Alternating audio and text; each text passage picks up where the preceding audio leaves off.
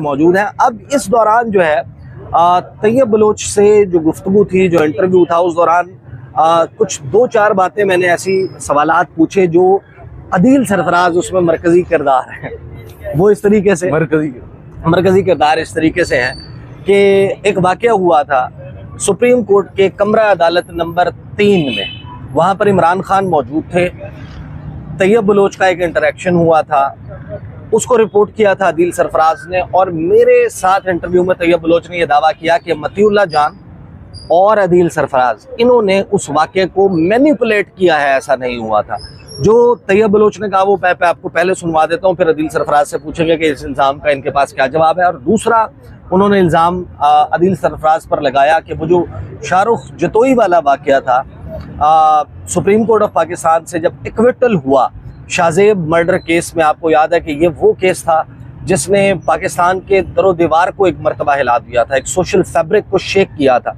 उसकी वजह क्या थी कि एक ताकतवर बासर वडेरा, एक ख़ानदान सियासी असर व रसूख रखने वाला, वो इस तरीके से मर्डर कर देता है। सुप्रीम कोर्ट उसमें इन्वॉल्व हुई थी और सो मोटो जो है वो नोटिस हुआ था। और उसके नतीजे में फिर आखिरकार वही हुआ कि जो होता है वो दियत वाला मामला हो गया। और शाहरुख जतोई का जो एक्विटल है वो जिस बुनियाद पर हुआ, उससे दहशतगर्दी की दफात जिस तरीके से ख़त्म की गई, उस मौके पर तैयब बलोच साहब ने सुप्रीम कोर्ट ऑफ पाकिस्तान में उसको अप्रीशिएट किया था। अदील सरफराज पे उन्होंने इल्ज़ाम लगा दिया कि यहाँ पर भी कोई मैनिपुलेशन हुई है। पहले मैं आपको सुनवाता हूँ कि गुज़श्ता रात मेरे साथ इंटरव्यू में अदील सरफराज के मुतल्लिक तैयब बलोच ने क्या कहा, फिर जवाब लेंगे अदील सरफराज साहब से कि इनका साइड ऑफ स्टोरी क्या है। अदील सरफराज साहब, इमरान खान से कमरा अदालत number 3 supreme court of Pakistan, ये ज़रा सुन लीजिए। पाकिस्तान में इमरान, आप उस टाइम मैंने एप्लीकेशन क्या वाकया था जिस वाकये के ऊपर बहुत ज्यादा तहरीक इंसाफ के लोग भी बात कर रहे हैं कि सुप्रीम कोर्ट ऑफ पाकिस्तान में इमरान खान से जब आप कोर्ट रूम में इमरान खान को लाया गया, वो गुड्डू सीयू वाला जो वक्त है, उस वक्त आपने इमरान खान से सवाल करने के बजाय आपने पूछा कि आपको शर्म नहीं आती, आप बड़े बहुत बेशर्म हैं। आगे से खान साहब ने कोई बात की, उसके ऊपर आपने कहा कि आप तो बहुत ठीक है। क्या ये वाकया दुरुस्त है? देखिए, उसको मैनिपुलेट किया गया। आपके दोस्त हैं अदील सरफराज, उसको भी मैंने गिला किया, उसी टाइम किया। मैंने कहा अदील, आपके 2-4 लफ्जों की वजह से सूरत हाल इतनी खराब हुई कि मामला यहाँ तक हुआ। मैं आपको वाकया भी नरेट करता हूँ पूरा।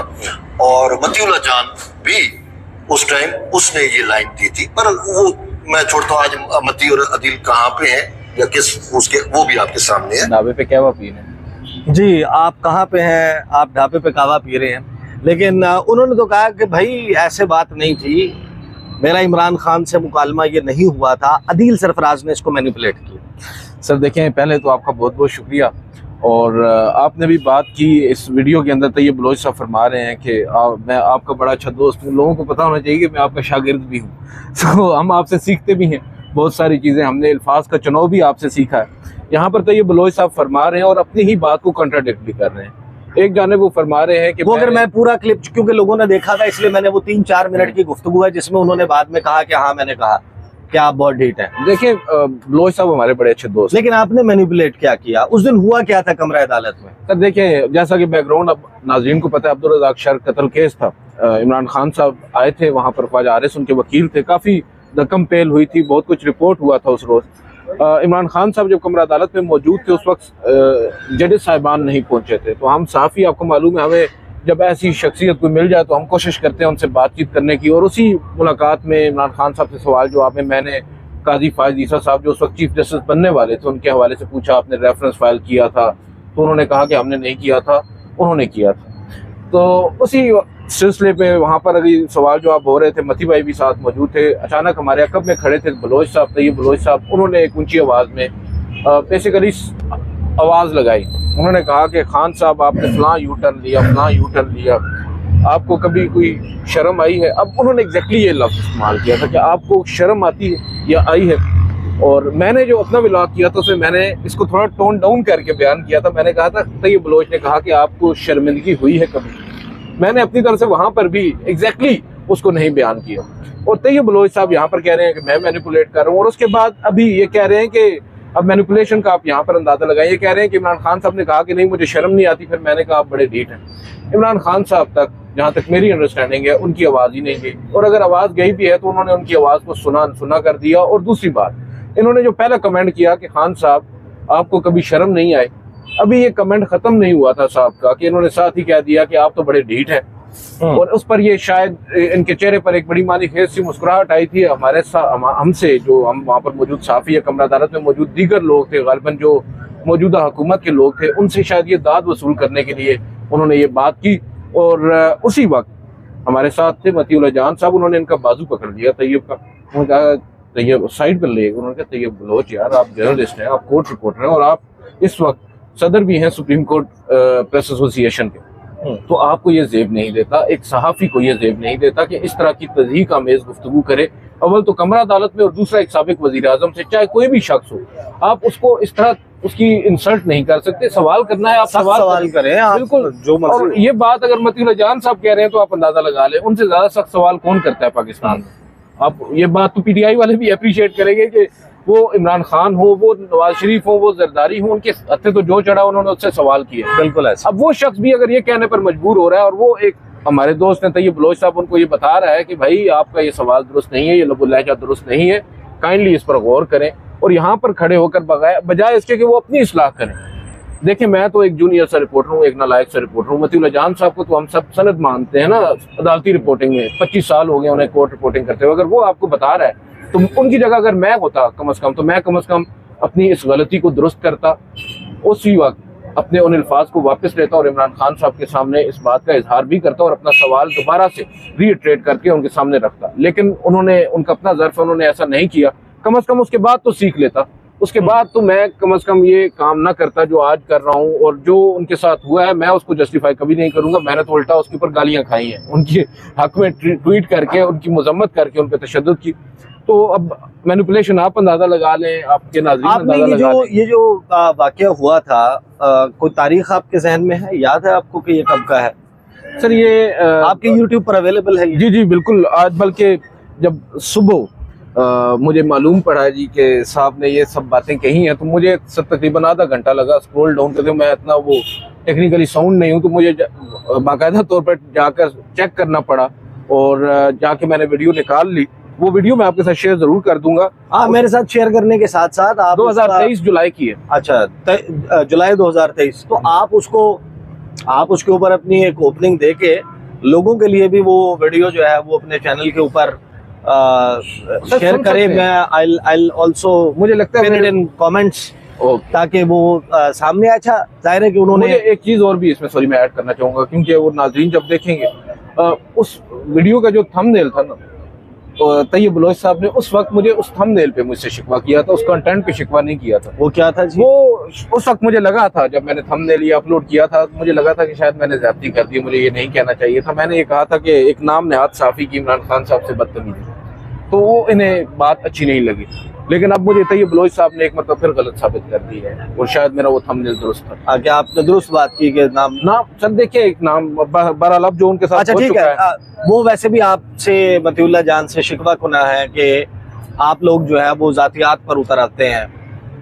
नॉलेज के स्पेलिंग आप मतीउल्लाह जान ने पूछे, एंड ही सेड के अब आप पर्सनल हो रहे हैं, अब आप जातियात पर आ रहे हैं। दूसरा, उन्होंने आपके हवाले से जो कमेंट किया, ये मैंने उनसे उस वक्त भी कहा था कि अदील सरफराज क्योंकि यहाँ पर मौजूद नहीं है सर, मैं ये फेयर बात समझता हूँ कि अगर इस किस्म की गुफ्तगू और ऐसे लोग हैं जिन तक दस्तरस है, और एक शख्स मेरे प्लेटफॉर्म पर खड़े होकर एक और पर इल्ज़ाम लगाता है, तो फिर उसका भी इक्वल राइट है कि वो उसका जवाब दे सके। तो मैंने उन्हें कल कहा कि अदील सरफराज मौजूद नहीं है, तो आप ये बात कर रहे हैं, अगर वो होते तो फिर आप आमने सामने इसके ऊपर बात कर लेते। बहरहाल जो दूसरी उन्होंने बात की वो भी सुन लीजिए। उसमें उन्होंने क्या कहा, जिसके ऊपर बहुत सारे लोग ये ज़ाहिर तबसरे कर रहे हैं कि शाहरुख जतोई और वो जो केस हुआ था जी, उसमें आपने बड़ी तारीफें की हैं। Thank you, you took sides with, God bless you. आपने मुझसे सवाल किया क्योंकि ये सोशल मीडिया पे प्रोपेगेट कर रही हैं, और हमारे दोस्त हैं अदील सरफराज साहब, उन्होंने ये चीज ट्वीट की। अदील सरफराज कर रहे हैं, वो यहाँ पे मौजूद नहीं, दोस्त हैं तो आज उसको याद कर रहे हैं। हमारा ताल्लुक उनके साथ कैसे, आप मैं उनको देखिए, मैं उनको याद इस वजह से कर, उनकी याद आ रही है। तो कहने का मतलब है कि उन्होंने ये ट्वीट किया था 2018, पता नहीं कब की बात है, पुरानी बात है। उसको आप दोबारा, जब उनके जमानत हुई या उनका रिहाई हुई, कातिलों का जो मुझे ये एक्वेटल हुआ। आप जी अदील सरफराज साहब, आपने क्या किया हुआ है? सर देखें, अव्वल तो ये बात कर रहे हैं कि मैं उनकी वो वीडियोस सर्कुलेट कर रहा हूँ ना, तो मैं इतना वेल हूँ सर, ना मेरे पास इतना टाइम है और ना ही मेरे पास कोई वीडियोस होंगी जो मैं इनकी सर्कुलेट करूँगा। और मुझे क्या ज़रूरत है सर, जो खुद वो ट्वीट्स कर रहे हैं वो पब्लिक रिकॉर्ड में, जो वीडियोज़ में बात कर रहे हैं, आपकी वीडियोज़ में जो बंदा तमाम चीज़ें एडमिट कर गया, वो मैं उसके लिए क्या करूँगा? अब वो बात कर रहे हैं शाहरुख जतोई साहब की। 2-4 साल पहले, मुझे एग्जैक्टली याद नहीं है केस कब दोबारा से पॉपअप हुआ था सुप्रीम कोर्ट ऑफ पाकिस्तान में। बहरहाल हुआ ये कि शाहजेब कत्ल केस था, आपको मालूम है, मशहूर ज़माना जो कराची में कत्ल किया गया था। एक वडेरे थे शाहरुख जतोई साहब, ताकत के नशे में उन्होंने अपरेंटली गोलियां चला दी और उस बच्चे को कत्ल कर दिया। अब वो दोनों ही उस वक्त एज जो है वो जी बिल्कुल एज ग्रुप थे, एज ग्रुप के थे। कोई मामला उनका हुआ, जो भी हुआ, उसके ऊपर बहरहाल ड्रामे भी बने, वो बड़ा मशहूर वाकया था।